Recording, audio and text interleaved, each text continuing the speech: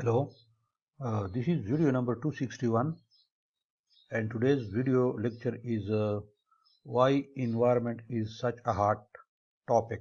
So today I'll discuss what is important, what is environment, what are the meaning and definitions of environment, what are the components of environment, what functions does it play, and what is the human environment interaction or relationship.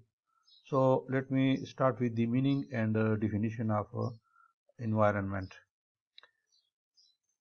The term environment has been derived from a French word environia, which means to surround. It refers to both abiotic and biotic environment. The word environment means surroundings in which the organisms live. Environment and the organisms are the two dynamic and complex components of nature. Uh, Environment regulates the life of the organisms, including human beings. Human beings interact with environment more vigorously than other living beings. Ordinarily, environment refers to the uh, material materials and forces that surrounds the living organism.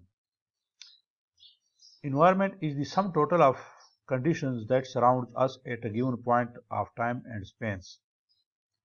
It is comprised of interacting systems of physical, biological, and cultural elements which are interlinked both individually and collectively. It is also the sum of total conditions in which an organism has to survive or maintain its life process.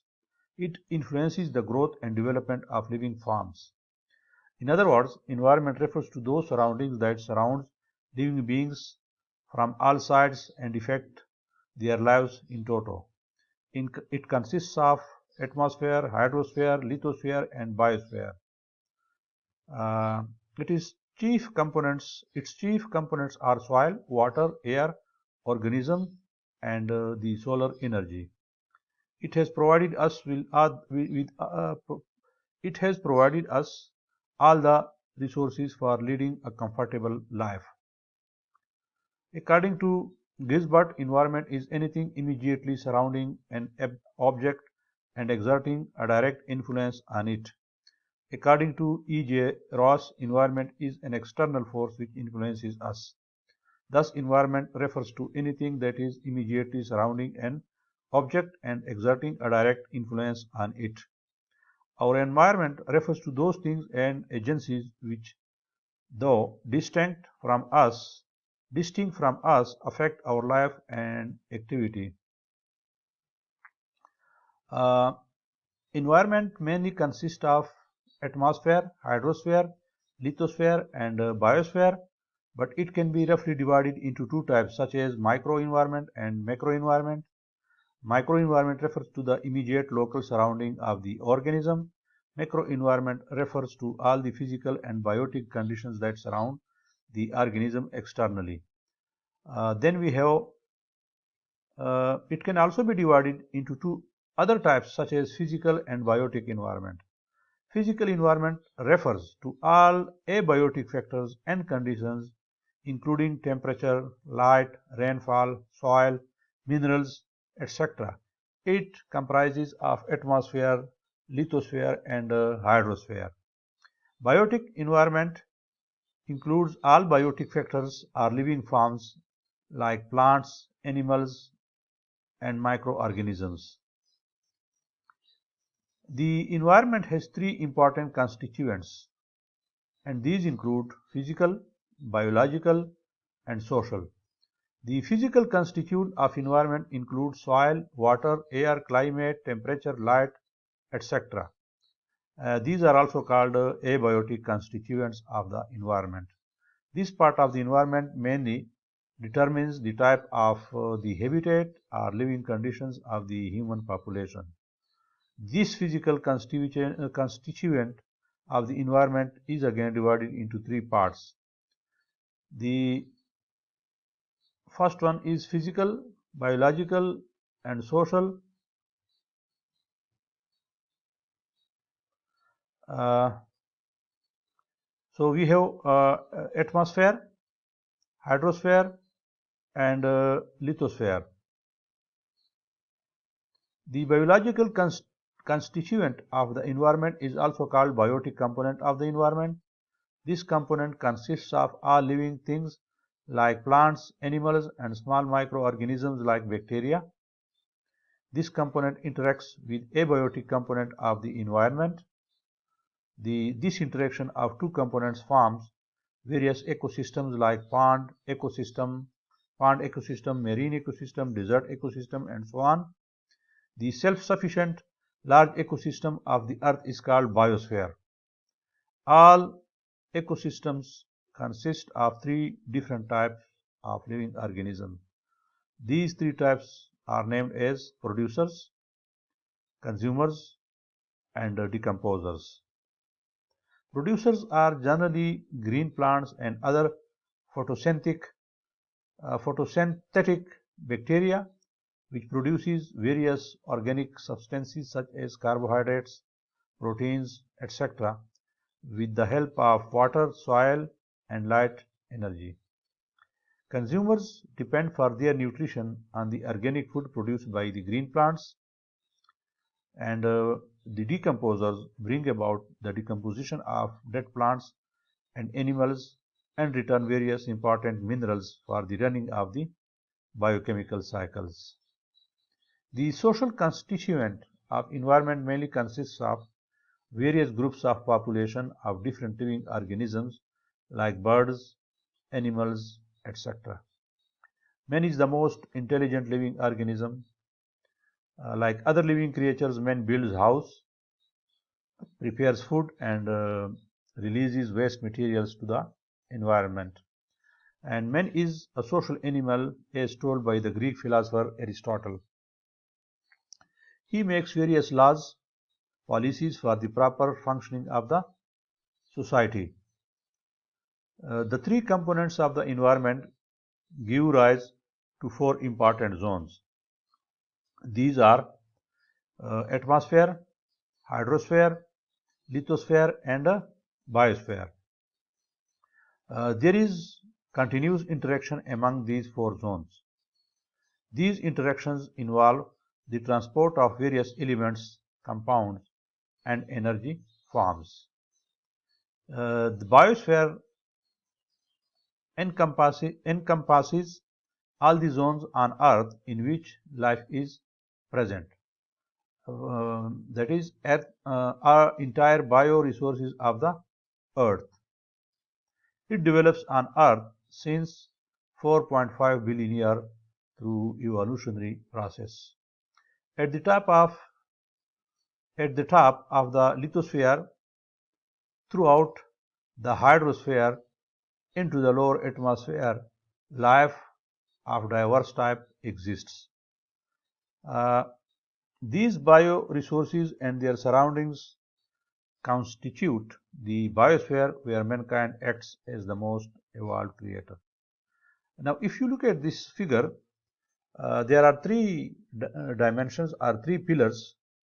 One is atmosphere, then there is hydrosphere and lithosphere, and then we have biosphere as I just defined, and there is a continuous interaction among these four important zones.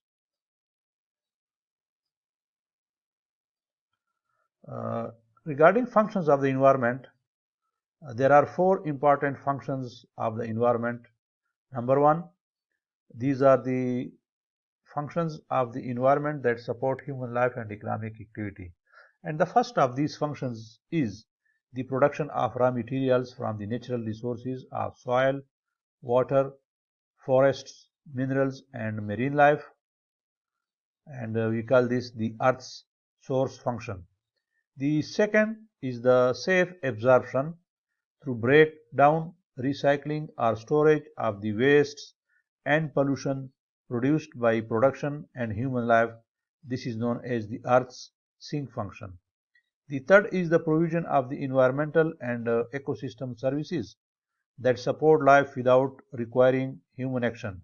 For example, climatic stability, biodiversity, ecosystem integrity and protection from ultraviolet radiation, and this is known as the Earth's service function. The fourth is the intrinsic, recreational, psychological, aesthetic, and spiritual value of the environment, and this is known as the Earth's spiritual function. Finally, in this figure, we show the human environment relation, and I'll also differentiate between natural resource economics and environmental economics. In economics, the environment is viewed as a composite asset which provides a variety of services. It is a very special asset, to be sure, because it provides the life support systems that sustain our very existence, but it is an asset nonetheless. As with other assets, we wish to enhance or at least prevent undue depreciation of the value of this asset so that it may continue to provide aesthetic and life-sustaining services. The environment provides the economy with raw materials which are transformed into consumer products by the production process, and energy which fuels this transformation, and ultimately these raw materials and energy return to the environment as a waste products. So first of all, let me think of the economic system. This is economic system. We also call this economy, and for the sake of simplicity, we assume there are only two sectors: firms, these are also known as producers, or we can call this investment sector, and this is the household sector, and that refers to consumption of goods and services. Now, household provides various inputs and factors of production to the firms, and firms transforms these inputs into production in the production process, and the business sector or the firms provide these outputs or goods and services to the household. So there is a circular flow. Now this is real flow. There will be also monetary flow. Household may be making payment in response for the outputs to the business firms, and the business firms or the business sector would also like to pay money for the inputs services, and there may also be some recycling involved. So this is the economic system, but the earlier economist didn't foresee any interaction between the economic system and the environment. So we now assumes that above this economic system there is the environment. So this is the environment, and here is the sun that provides sunlight and solar energy to the system, and then environment also provides air, raw materials, water, land, and amenities. So these are the inputs which are used in the production process. Now this side of the system, which is concerned with the allocation of these resources over time, is known as the natural resource economics. The story doesn't end here. After using these inputs, the economic system also emits air pollution, solid waste, waste heat, and water pollution back to the environment. And this side of the study concerning management of these wastes from the economic system to the environment is known as the environmental economics. So this is how man and environment interact with each other, or how human environment relationship is explained with the help of this figure. Ladies and gentlemen, kindly subscribe to this channel, and do not forget to click on this bell icon so that you can get notified about other important videos that I'll upload for you.